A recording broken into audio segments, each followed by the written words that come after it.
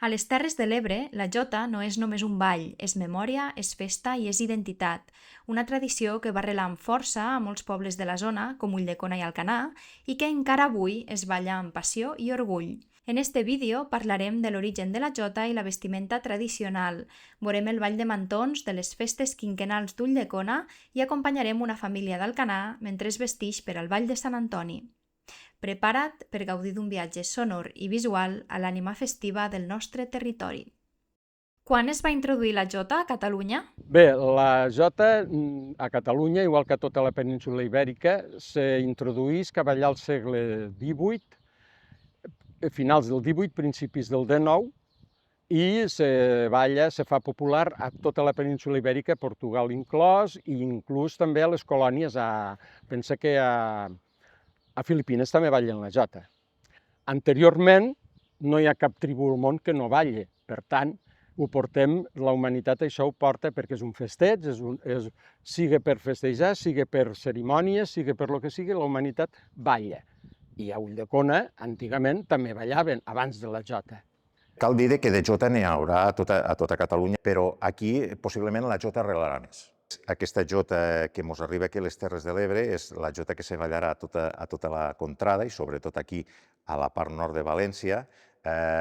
Ballarem totes aquestes jotes, aquestes fandangos, aquestes granaïnes, que serà els balls que nosaltres anirem fent, i no tindran molta diferència. És a dir, tindran les documentacions que seran en llaüt, guitarra i tot això, i que a la vegada, quan se tocaran al carrer, tindran que anar el que és acompanyats del que nosaltres diem les gaites i estabalets, que serien les duixalines o les gralles, que anirien aquí.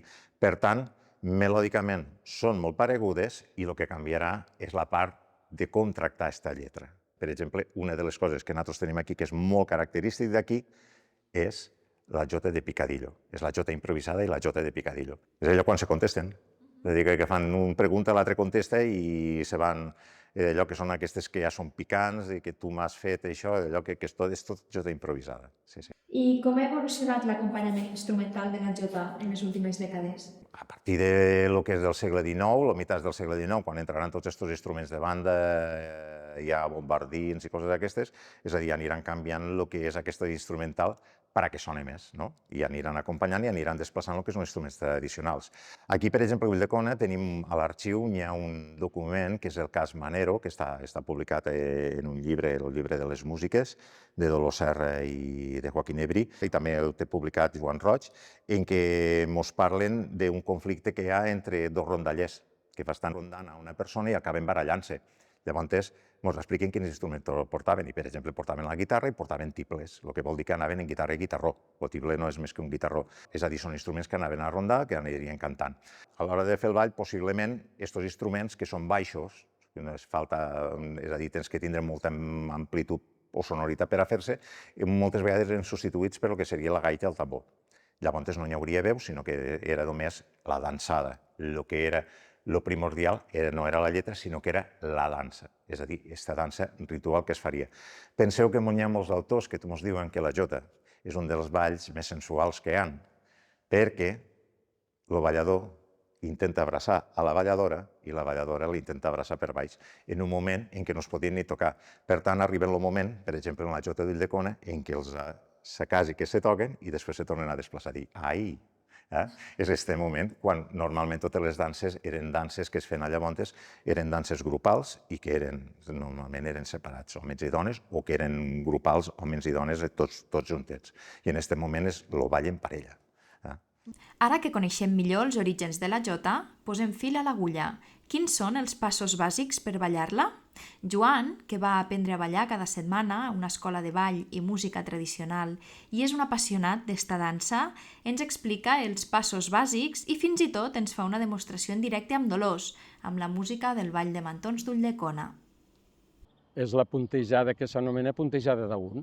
Senzillament, és una puntejada cap avant, fas cap enrere i una puntejada cap avant, a l'altre cantó. Comencem amb l'esquerra, els homes, com ballem en espill, les dones comencen a la dreta i nosaltres, els homes, en l'esquerra. I fem una puntejada cap avant i un pas cap atràs. Per exemple, seria com un pas curt de sardana, que fas un puntejada cap avant i una puntejada 1, 2, 3, 1, 2, 3. Però sempre has de fer l'1, 2, 3 i ja està. Després el pas bàsic este de jota el pots agafar i el pots lluir, el pots adornar, el pots variar, fer variacions, però sempre és anar clar al compàs de la música i fer el pas, a part del pas bàsic, el pots millorar, no? I ho pots fer de diverses maneres, però principalment és el pas bàsic i és 1, 2, 3. A Ulldecona, el meu poble i també el de Joan i Dolors, el ball de mantons se celebra en el context de les festes majors. Les parelles es reparteixen al llarg del carrer Major amb la plaça de l'església com a punt central, on toca la banda de música d'Ulldecona. Es disposen de manera que creen un cercle tancat.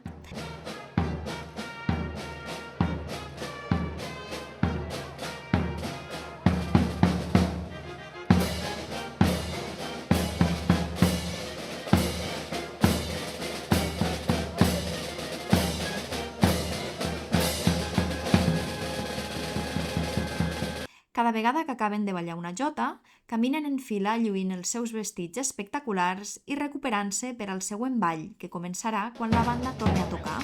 D'esta manera, cada vegada els balladors ballen en un punt diferent del carrer.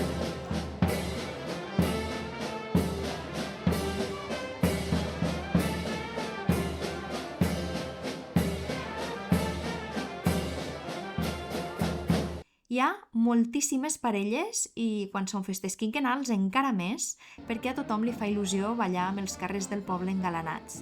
Les passades quinquennals, el 2024, el ball de mantons va ser tot un èxit.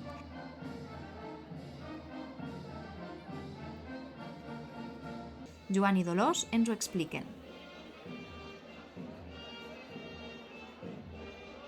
Doncs enguany hem sigut 336 parelles. Sí, sí. Déu-n'hi-do al final com participa la gent. Sí.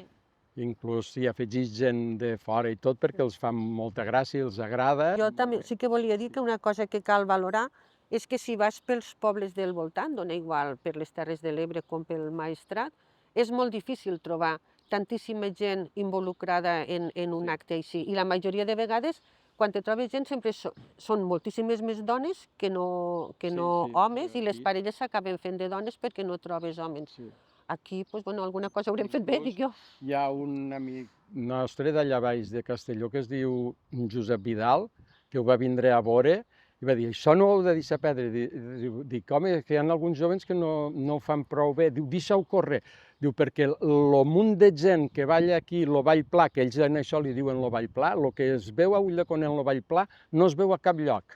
Per tant, ho haurem de deixar que no cal tanta puresa, pot ser, i avant les atges, que hem de fer, ja està bé. El més important és ballar. Lo important és ballar i que surti. Després, els que en tinguen més ganes ja n'ha de prendre més.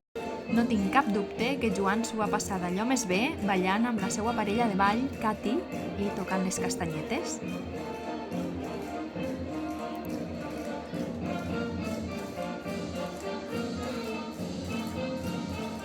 I hi ha variacions en el ball segons el poble?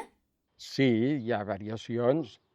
Per exemple, la mateixa tocata la toquen a Alcanar i ballen diferent. Fan un altre pas. Llavors, cada un aporta allò que li sap millor o que creu que és més tradicional al seu poble, que tampoc verdaderament tradicional és la jota i el que hem comentat abans, puntejada d'un, però se li van afegint algunes modalitats i algunes mudances i cada poble llavors ja ho fa una mica al seu estil, en aquest sentit, sí. Abans de continuar parlant amb Joan i Dolors, que tenen moltes coses interessants per explicar-nos sobre el ball i la indumentària tradicional, vull que m'acompanyes al nostre poble veí, Alcanar. Allí també ballen la jota i ho fan per Sant Antoni. Maribel i la seva família ens han convidat a acompanyar-los mentre es vestixen i es preparen per al ball. També hi serà Cristina, amiga de la família, que els donarà un cop de mà. Les dues amigues ens expliquen quants anys fa que ballen la jota típica del seu poble. Jo he sigut intermitent, potser des que tenia 7 anys, 6-7 anys jo. Després he sigut intermitent i estarà als 50. I ara sí que potser ne fa 20, que ballo seguits. I jo vaig començar a ballar molt menudeta, vaig ballar molts d'anys en el mateix ballador, se va canviar de poble, me'n van saber ballar. vaig ballar algun any pel mig en algun balló que trobes algun ballador, i quan me vaig casar doncs ja me vaig ficar, el primer any vaig ballar amb un nebot i després ja me vaig ficar ballant amb el meu home, i enguany fa 24 anys que ballem junts. Pel que veig, al Alcanar, com a Ulldecona, se sol triar la parella de ball des que són menudets, tot i que amb el temps pot canviar. És preciós que hi hagi parelles que fa tants d'anys que ballen la jota juntes. Ara sí, vegem com s'han vestit per al Ball de Sant Antoni. Hem sigut afortunats de poder-les acompanyar en el procés. Comencem per la vestimenta femenina de Maribel Ibera, sa filla.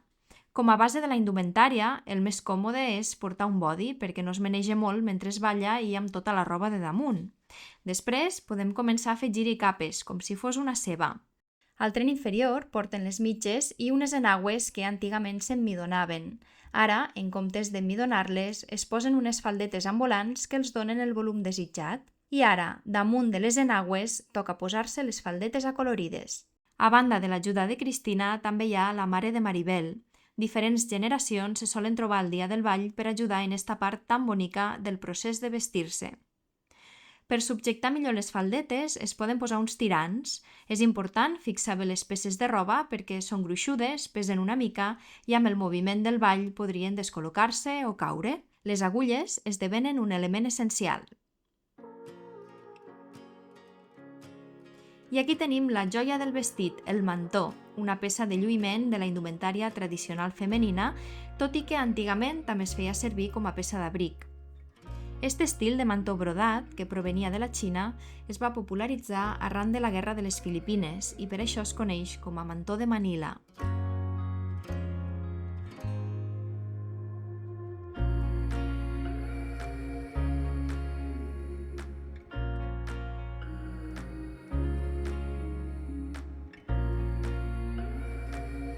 És present en moltes danses populars com la jota del Ball de Sant Antoni d'Alcanar i del Ball de Mantons d'Ulldecona. En estos dos pobles, justament, el mantó no es porta obert, sinó que es tanca al centre, fent quadrar el dibuix de la flor principal i donant continuïtat al brodat. Ha arribat el torn dels complements. Les agulles de ganxo per als cabells, que els subjecten i els engalanen. Les arracades.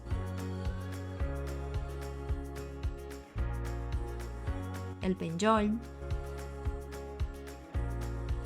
l'agulla de pit, se'n posa una davant i una darrere. El pentinat tradicional d'Alcanar és la pataca. Dormen pentinades i tot perquè aquí l'endemà toca tornar a ballar. Acaben d'adornar el pentinat amb agulles i un clavell que aporta encara més color al conjunt.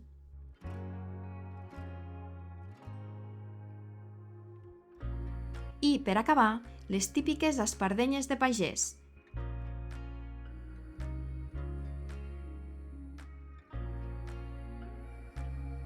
Ja ho tenim, quin goig que fan les tres balladores i els seus mantons.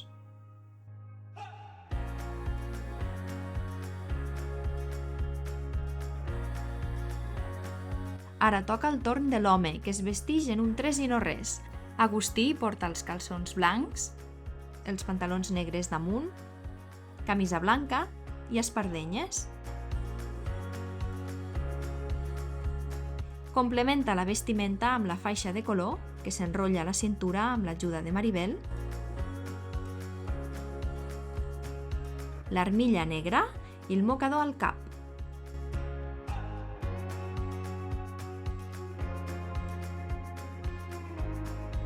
M'heu dit que només balleu a Sant Antoni, veritat? Sí, aquí a Canà només se balla la festa de Sant Antoni el cap de setmana que quadra, i els 2 dies se surt per les 2 tardes a ballar i el diumenge sortim en 3 torns, els més petits que ballen el diumenge de matí i els mitjans i els grans que ballem dissabte de tarda i diumenge de tarda, per este cap de setmana. 2 dies seguits. 2 dies. Com és això de cansat? Bueno, No. Dissabte i diumenge no, dilluns, això. I abans se va ensaiar també, 2 Sí. setmanes abans se va ensaiar per les tardes perquè tothom vagi més o menys al mateix, Sí. en la mateixa direcció i tot això. A veure, en l'edat Se nota. se nota i se va fent una miqueta més pesat, però bueno, ahir mentre podrem... Sí. Perquè quan dura el ball, més o menys. És que depèn. Fa molts anys ballaves 2 jotes a cada carrer. 2 jotes al carrer Sant Antoni, 2 a la plaça del Camí Ample, 2 a la plaça Major i 2 davant de l'Ajuntament. Però ahir, per exemple, en compte de 2, ne van ballar 4 a cada lloc i a l'últim lloc 6. Perquè com està la vella i la nova, van dir 2 de vella i 2 de nova. Menys a l'última plaça que en van ballar 3 i 3. Quin És és... que tenim 2 Dos jotes. hores va durar. Sí, tenim 2 jotes ara. Ja està tothom a punt i és hora d'anar cap al punt de trobada on les parelles esperen fent petar la xerrada fins que toquen les 7. Des d'aquí sortiran cap al carrer de Sant Antoni, que és on tindrà lloc el primer ball. Parlo del primer perquè al Canà ballen en 4 llocs diferents del poble i en cada lloc més d'una jota. Quan acaben de ballar en un punt, les parelles van caminant en fila fins al següent. Així recuperen forces per a la pròxima jota. Fa molt de goig veure-les caminar una darrere de l'altra, omplint els carrers de colors. Un dels llocs on més he xalat ha sigut a la plaça del Camí Ample. A més, he tingut la sort de tindre Maribel i Cristina amb les respectives parelles de ball just davant. La vista m'ha paregut d'allò més bonica.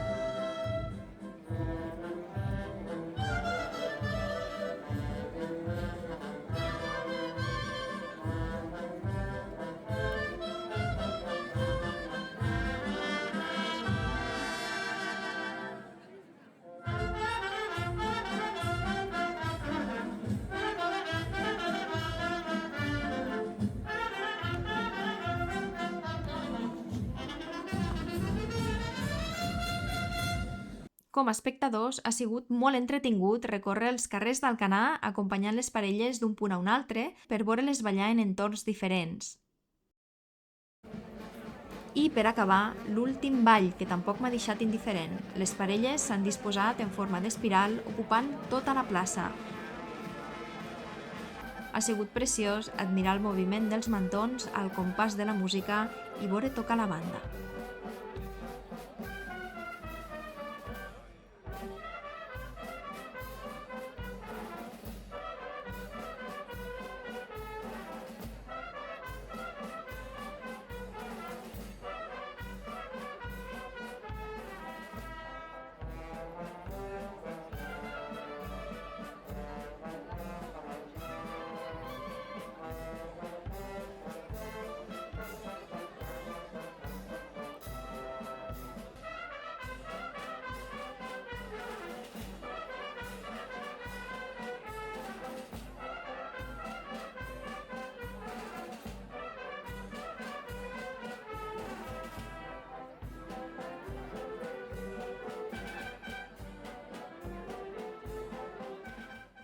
Ha sigut molt bonic veure com ballen la jota en un altre poble de les Terres de l'Ebre amb què compartim esta tradició tan bonica.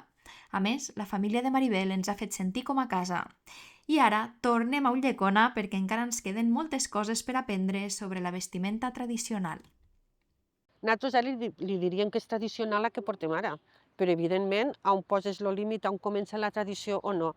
Ara el que nosaltres veiem a la plaça data de principis com el corpus, doncs de principis del segle XX, en quan el mantó de Manila, tal com el portem posat ara, se porta. Però evidentment, i Joan, que ha vist molts de protocols notarials i ha revisat molts d'inventaris i ha vist moltes peces de roba, les peces de roba en què ballaven els nostres avantpassats abans d'aquest mantó de Manila gran eren com a tot arreu. Ulldecona no és una excepció en res, l'únic que passa que l'evolució ha fet que ara consideréssim tradicional allò que fa més de 125 anys que estem veient, i sobretot perquè el poble ha volgut que sigui tradicional, perquè si no s'hagués perdut. Llavors, la indumentària tradicional serien les sinaues, les faldetes, el mantó de Manila posat d'una forma determinada, que és com el porten al Canà també, i sobretot hi ha gent, i a mi això me sap mal, que quan ens veu ballar a la plaça ens diu és que el ball de mantons només és un lluïment de mantons. Sí, ho és, però pels que ho sentim no és només això. Vull dir... És que nosaltres xalem. Clar, És vull dir... Mos vestim, mentre mos vestim, xalem, vestim... Patim i xalem. I patim, i sopem, i tot, però quan estàs allí, t'omplis. El que jo volia dir és que és tradicional portar el mantó de Manila així des de principis del segle XX, gràcies, creiem nosaltres, que arriben les monges carmelites aquí a Ulldecona, que llavors els xiquets arriben al 1899, sí, al principi, a 1900, va. I allí, mentre els xiquets que anaven a l'escola se'ls ensenyava les matemàtiques, la llengua i tot això, les xiquetes anaven a cosir. Els ensenyaven les labores de l'hogar, la costura. I elles anaven allí, se bordaven llençols, se bordaven tovalloles i al mateix temps se bordaven un mantó. Van agafar de models els mantons que havien vingut de Filipines, de Mèxic i tot això, i aprofitaven els mantons de crespó negre que tenien les seues iaies. Haureu vist tots alguna fotografia d'aquelles dones grosses, totes vestides de negre en aquell mantó així. Doncs aprofitaven aquelles peces negres en serrellet i allí damunt se bordaven les flors i així es van començar a popularitzar els mantons de Manila, perquè no tothom tenia la capacitat econòmica per tindre un mantó. Això parlem de 1900, Tenim una foto de 1928 on hi ha unes dones d'Ulldecona en els primers mantons que es borden aquí al poble. Clar, durant la guerra el ball se va perdre uns anys, evidentment, però després de la guerra la gent tenia ganes una altra vegada de sortir a ballar, el corpus encara funcionava, i ja es comencen a comprar els primers mantons de Manila bordats a màquina. I poquet a poquet, entre uns que se'l fan, els altres que encara tenen els mantonets menudets, de color oli, floretes menudetes. I poquet a poquet, clar... I n'hi ha aquells que són de lluentons, també. També se'n van fer lentejueles d'estes. I poquet a poquet tindre un mantó era com una cosa de prestigi. Nosaltres vam recollir per al Museu de la Indumentària de Morón de Almazán i hem portat a Morón de Almazán una indumentària que no és la que es balla ara, però que és del segle XIX. I és unes faldetes, també porta un gipó, un justillo que es dia, i a més també que és més semblant a el que porten encara ara a Sant Mateu i a alguns pobles d'aquí del Maestrat, si sembla més. I damunt un mocadoret en uns lluentonets, no? Què passa? Que suposem que l'evolució va anar per aquí. El de baix potser no es van moure gens, però per damunt, a compte de portar aquell mocadoret tan menudet, lluïa més portar un mocador més gran i un mocador de Manila, ja. I damunt te'l poses quadrat davant i ja lluís doble, i llavors ja és el que hem arribat avui dia a nosaltres, que és això, és una evolució de la indumentària, però vaja, ara popularitzat, el mocador de Manila està popularitzat per tot arreu, no només aquí. Aquí parlem només estrictament de com se'l posen aquí. Els homes portaven el vestit de pagès, calçó saragüell, calçó curt, espardenyes i l'armilla i en la jaqueta, i si tenien sombrero, si tenien, se'l posaven. Vaig ballar amb el sombrero també, que me'l va dir. L'home ha variat menys. I també ara me poso també el mocador. Abans també em portaven el del tio Herbet, que era de colors, està a Morón de Almazán. I el tratge d'ell també, el van portar allí dalt. Hi ha algun detall en la vestimenta que tinga un significat especial? Doncs evidentment el mantó. Li ha acabat donant nom al ball. I també és molt tradicional, que també es fa per l'Aragó, i això és el picaport. Sí, que la notícia que vos dia de 1917 ja parla de que les dones porten el cabell recollit en picaport i les arracades d'amela, que són diverses peces, que són llargues. Alguns les diuen de papellona. Sí, se poden desmuntar. Les arracades de dones les pots desmuntar i les podien fer més curtes o més llargues, saps? Llevant la peça del mig, la feies més curta o més llarga, però evidentment a Ulldecona és que a més li dona el nom. Clar, és que això de Vall de Mantons també és recent, és del 1970 cap aquí. Ulldecona i Alcanar, gràcies per continuar mantenint viva una tradició tan bonica.